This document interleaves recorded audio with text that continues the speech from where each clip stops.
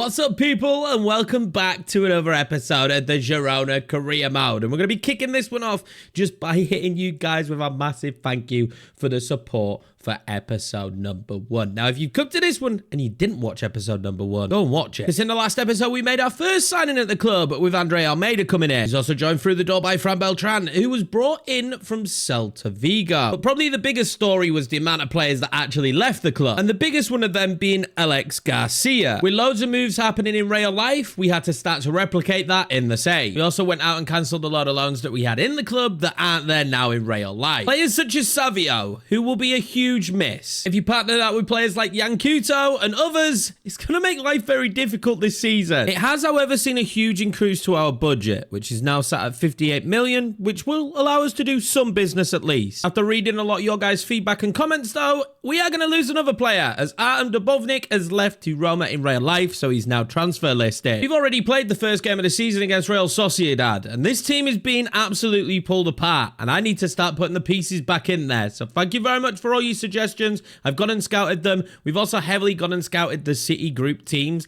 That was such a good suggestion from you guys. A few people mentioned that. So we will freely be allowed to scout them whenever we want and maybe pick up loan players or even potential permanent signings from those clubs. So as we scout them, we're going to see some more of those players make their way onto our transfer list. But with another one of our better players leaving the club, we really need to get some business done now in this window. So let's get into it, boys. Grab yourselves a beverage, sit back, relax, put this on in the background if need be, but smash that subscribe button, hit the like button. Let's get into this one. Before any business can be done, we have to set up the scouting network. It was mentioned in the comments and it was a fair comment. We're going to send someone out in Spain and we're just going to send them out for 9 months. I don't think the mod actually adds anything different to the type of player you can go for. So I'm just going to see what kind of Spanish wonder kids we can find in this 9-month window. Right now at Girona, we need all the help that we can get when it comes to talent. Now, unfortunately for us, while still waiting for scout reports to come back, we have this huge game against Getafe. They could be a team that's going to be in and around. They're going to be similar to us this season, I feel, like Getafe.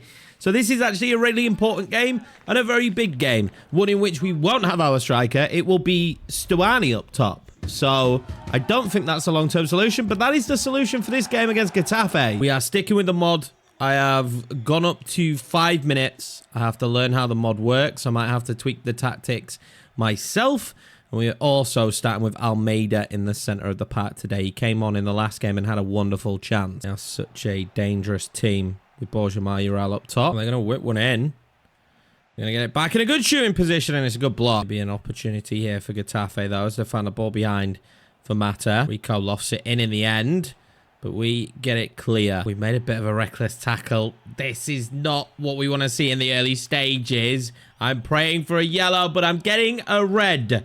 Angel Herrera is off the pitch. This is going to leave it wide open now for Getafe. Been struggling with this gameplay mod with a full midfield. I don't know what we're going to do with half of it missing.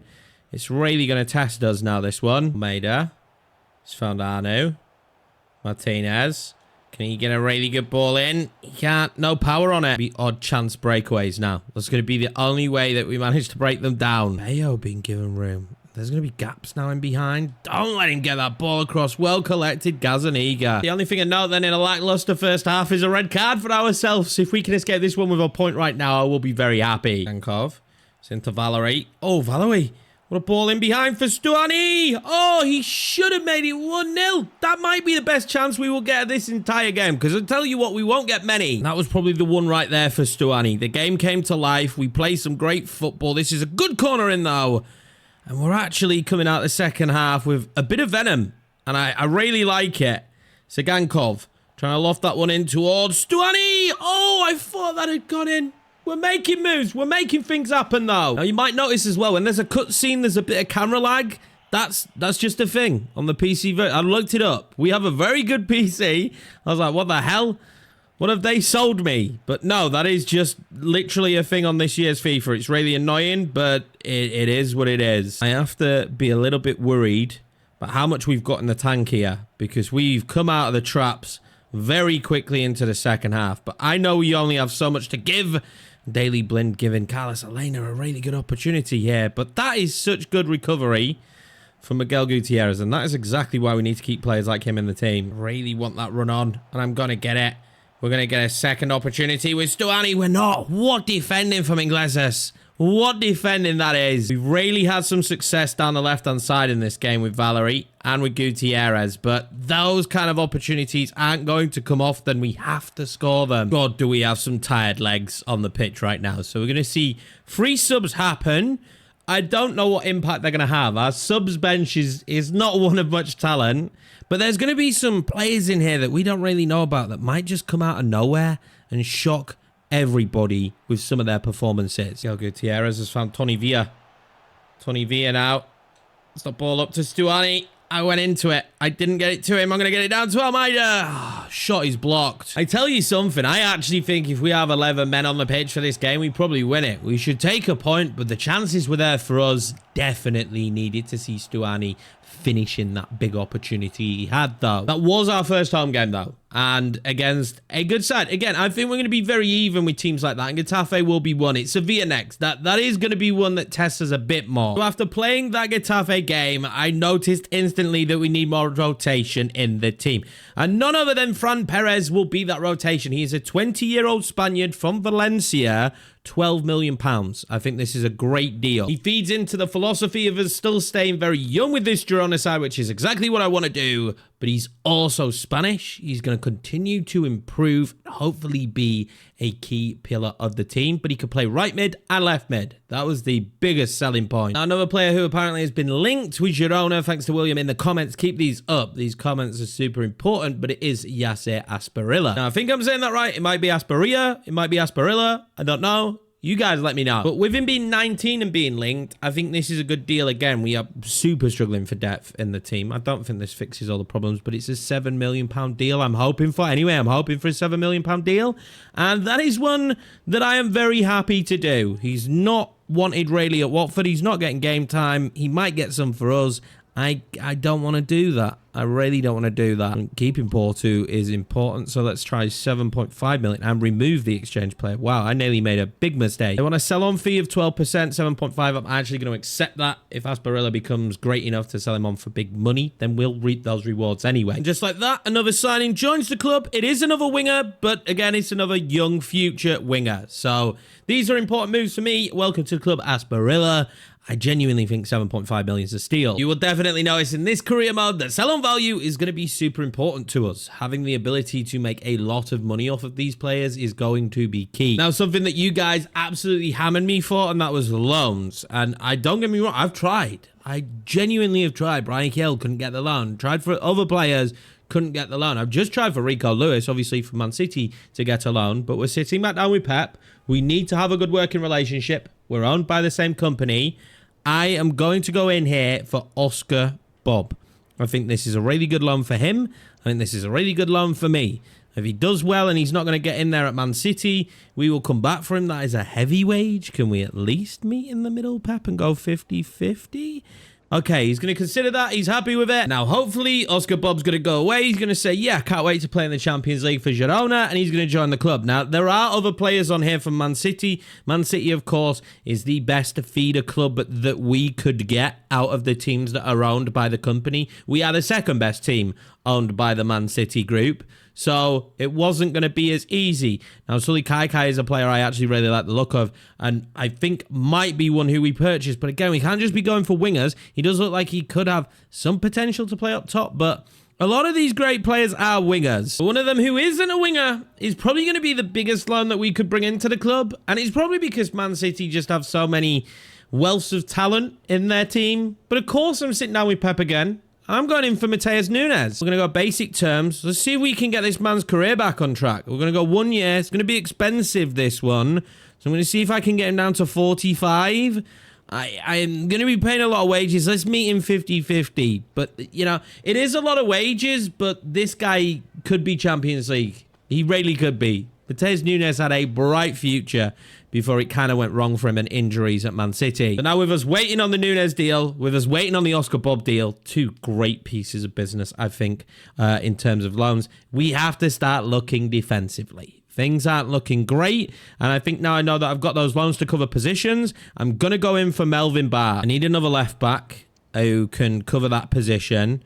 And if I can get him for like 20 million, I really am on a budget. I am shopping on a budget. 28 million is not within my budget. Like 22.5 million, would that even just... No, they're going to stand tall. We're going to have to walk away. I can't spend nearly 30 million on one player at this stage. The hunt for left back will have to continue, but I think right back then is where I want to go. Now, this guy, I think it's Ilnich, maybe? I think Ilnich is what we would call him. He's 18. He's from Slovenia. One of our feeder clubs as well in New York City FC. It's his potential that really excites me, though. And although I really like the look of Due, and he is a little bit more well-rounded for right now, we're not going to see a right back get too many opportunities.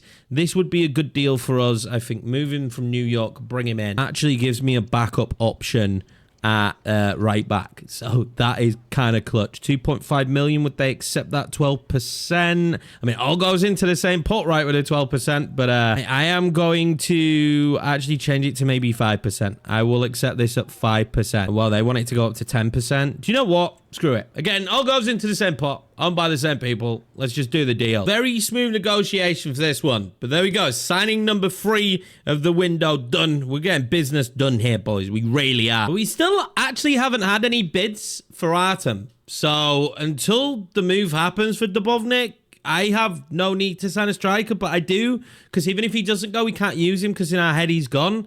So I don't know. I genuinely am praying a bid comes in very quickly and very soon. But for now, I'm going to wait for those loan deals. I'm going to wait to see them come back, and we're probably going to end up playing Sevilla. So Sevilla then, before we can hear back about any of the loan dealings. And we have some really crazy news for this one, and that is that Stuani is still knackered. As you imagine, he's like 39. He's still knackered after the last game, even though having 7 days to recover and being on push full fitness back into him, he's not recovered.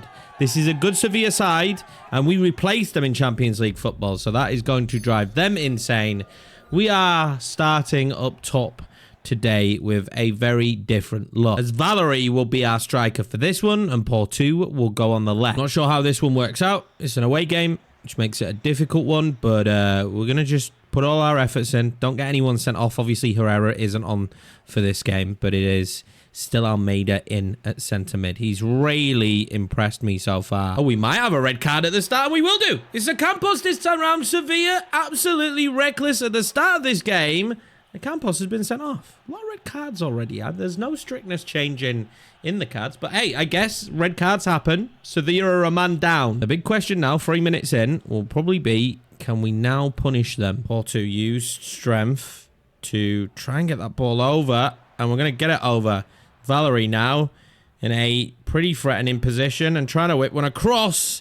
And nobody else is there. Sergio Ramos defending really well. That's kind of our first attack, I guess you could say that. Was that really an attack? I don't know. They're looking like they're miles above us, to be honest with you, in terms of quality right now. Giving them the opportunity to whip a ball in. It's a good one. They've got some height, but now might actually see them not having the bodies to defend this, and that is absolutely scintillating, and Sagankov will make it 1-0. What a pass that is from Tony Villa. Honestly, unreal ball up there. Sagankov will be our first goal scorer of this series.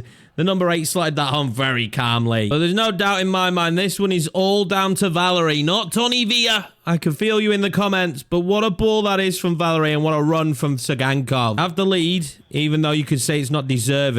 I think Sevilla have actually put more pressure on than anything, even with having 10 men. But we have to make teams like this pay. This would be a really good 3 points. Let's try and keep it that way. Go Gutierrez. Why is he being given that space? Oh my God. Plays in a ball to Porto. Porto now trying to get a goal. Oh, Jorgensen kind of gets a good save. Maybe he should have held that. That will be a corner. I've not actually had that many corners with this mod. Honestly, it all works very different. And I think the more you play it, the more you get settled in. But you actually learn that this gameplay is miles better than what we had before. Jorgensen collects that comfortably. Face opening up. Oh, is that just played on? I think it is. Valerie, he's going to be closed out. And quite out the pace. Doesn't have the legs at this stage of the second half. Because he doesn't have the legs, I'm going to make the decision to make the change. It is going to be Tony Villa going up top now. I'm going to bring up Porto as well. We're going to see Perez for the first time. Probably not Perez's first time in Spanish football. So That will make it a little bit more comfortable for him, I imagine, as he gets the ball there. And then now we're starting to open up space, and Sagankov's in there again. But he was backing off. It was just over here. That was lovely into Sagankov. Oh, he got it in as well. Tony Villa. Oh, he's put it wide. And that's why you need a striker, lads. That is exactly why you need a finisher. Tony Villa should have finished this game off there and made it 2-0. But instead, the chance just goes begging as he just cracks it just beyond the post. It's very close. Maida, he slid it in. Ivan Martin slides it into Sagankov, who's already got one. Oh, and Jorgensen stops him from having a second. So there's no time left on the clock. Sevilla don't have much time left, and they're not really pumping the ball forward. Girona will win this one 1-0. The red card certainly helped, but when you look at the balance of players, the game went on. We really grew into it, and we had even more chances that we should have taken. This should have been more than 1-0, but this is going to be our first victory of the season, thanks to that Sagankov goal. And there's great news after that game finishes as we find out that Matheus Nunes will be joining Girona on a one-season loan. He wasn't the only player to do that, though. Oscar Bob also joins Girona for 1 season. And we massively improved the squad with those 2 signings right there. Now, with the way our strike options were in the last game, I bit the bullet. It was time to sign a big-time striker, and we've got him for Luka Jovic. This man is a wonder kid of the past. He's an absolute beast. He's played for Real Madrid. Not often, but he is now a Girona player, and he is without a doubt the kind of player we need up top. Tenacious, aggressive, and he's a goal getter. A lot of people might have forgot, but I remember the stint he had with Frankfurt when they were super dominant next to Sebastian Haller. So I'm hoping that Luka Jovic can come in and be that key player we need. I did look at other options, but I felt like Jovic was the Champions League level option. I looked at Mark Gui. I don't know how you say his last name, but I think he went to Chelsea in real life. I looked at Moyal. Obviously, you knew about En-Nesyri. Do you really like the look of Bronny as a future striker for us? They've rejected a few bids already from Atletico Madrid and other teams not willing to pay that valuation, but he could be one for the future if there's any room in the budget. Right now, there isn't. And of course, I did look at Talles Magno, who I still might go in for. He's an ex-wonder kid. It hasn't worked out, but at 21 could still resurrect his career. He can play as striker and left mid, so those were the key things for me. I would be happy to have him as left mid and as backup striker. This is still a deal that I'm definitely leaving on the table and we might go in for. But we are now nearing deadline day with only 3 days left of this window. With the amount of transfers we've done and the dealings we've managed to get through the door, I'm not so sure that we do any more business. But who knows, the last few days of this window might be crazy, but we've still not got rid of our striker yet. And we are now down to the final 2 hours on deadline day and still not a single bid for our striker. So as things stand, and this is how the window is going to end,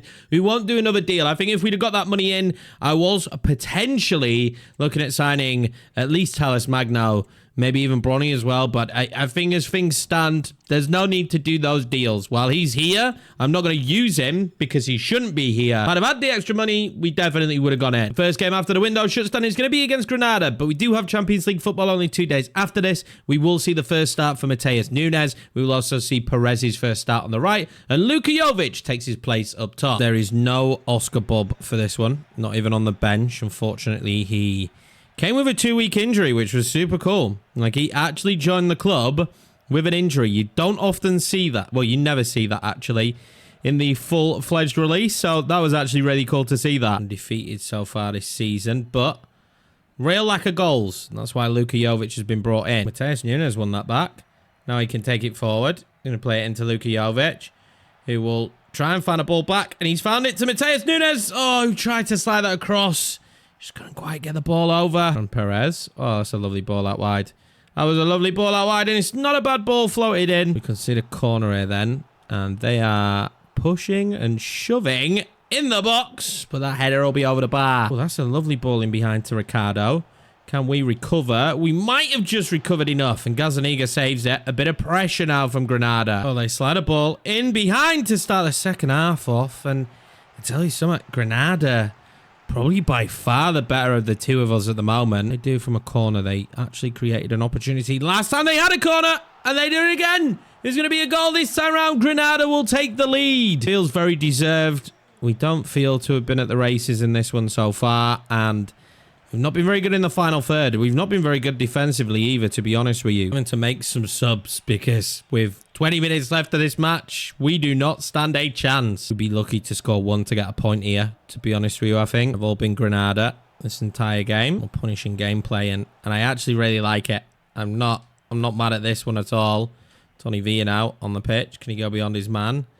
He can. And I'm finding that in this mod, you definitely struggle a lot more to just go beyond your man. Oh, they're inside. Oh, that's lovely. Oh, they're going to be inside again. What a block from Lopez. We just cannot get the ball clear. Luca. Is it a ball on? Is it a winnable ball on? It's a good touch. It's a good touch from the goalkeeper. From the goal scorer. But Luka Jovic steals it. Luka Jovic steals it. Luka Jovic cannot get the right angle. There is limited time left. And very limited opportunity. Here we go. If there's going to be an opportunity, it's probably going to be now. Ball into Jovic is great. That ball in then to Ivan Martin is great as well. Ivan Martin! Oh, he's put it beyond the post. In the dying embers of this game, we can't find the back of the net. It's actually going to be a very well-deserved Granada victory. I don't really have much complaints about this one. They performed extremely well. But that is going to be where we leave it for this episode. Next time out, we will kick off the Champions League group, taking on RC Lens. And hopefully in the next episode, some of the new players will start to bed in. Of course, we've changed the team quite a lot this season, so it's going to take a little bit of time. And it's also taking a little bit of time for me to get used to the damn new gameplay. Now, new to the channel, you know what to do. Smash subscribe. We are on the road to 10K. Again, I appreciate all the support I'm getting. I appreciate all the love I'm getting. I am very much looking forward to this career mode and what we can achieve with Girona. I'm excited to see what we can do in the next episode in the Champions League. All of you stay safe, look after yourself, and I will see you for the next one.